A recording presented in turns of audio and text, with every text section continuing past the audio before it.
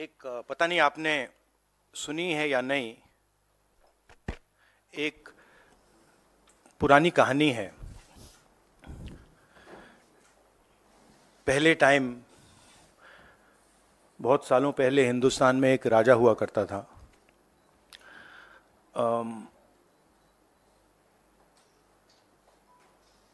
उसके खिलाफ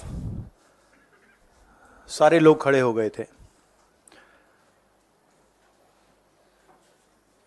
पूरी जनता, सारा का सारा ऑपोजिशन उन पर आक्रमण कर रहा था और वो टेफ्लॉन जैसे थे। उन पर जितना भी आक्रमण करो कुछ होता नहीं था। तो थोड़े साल बाद जो ऑपोजिशन के लोग थे जो उसको रेजिस्ट कर रहे थे,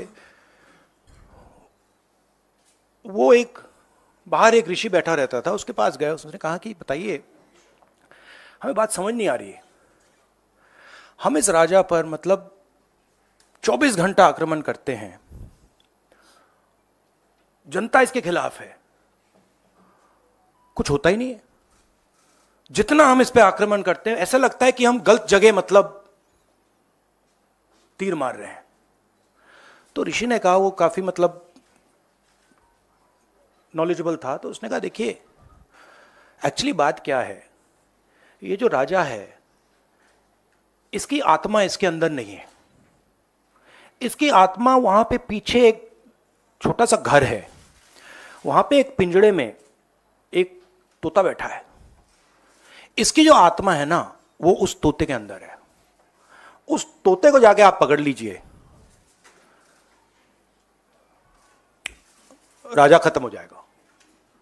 बहुत इंटरेस्टिंग कहानी है, क्योंकि नरेंद्र मोदी जी की आत्मा अदानी में है। तोता कहीं बैठा है, राजा कहीं बैठा है, और बहुत समय के लिए सारी की सारी ऑपोजिशन राजे पे अटैक कर रही थी। मगर असलियत यह है कि राजा राजा ही नहीं है,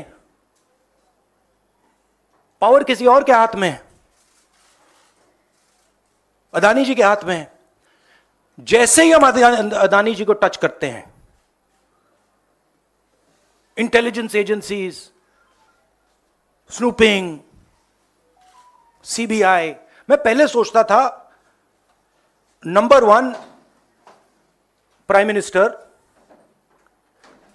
number 2 Adani, number 3 Amit Shah. Actually ये गलत है।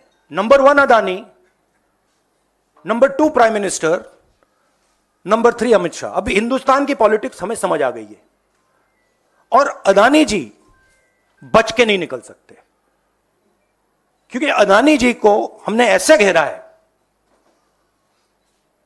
तोते को हमने ऐसा पकड़ा है कि वो बच के नहीं निकल सकता है। और इसीलिए सारा का सारा हो रहा है डिस्ट्रैक्शन पॉलिटिक्स, कि देश की निगाह, ऑपोजिशन की निगाह पिंजरे में बैठा हुआ तोते की ओर ना चले जाए। तो हमें काफी क्लैरिटी है। आप देखिए, अगर आप ये वीडियो YouTube पर देख रहे हैं तो हमारे चैनल को सब्सक्राइब करें और बेल आइकन को दबाना ना भूलें। अगर आप Facebook पर ये वीडियो देख रहे हैं तो हमारे पेज को लाइक करें।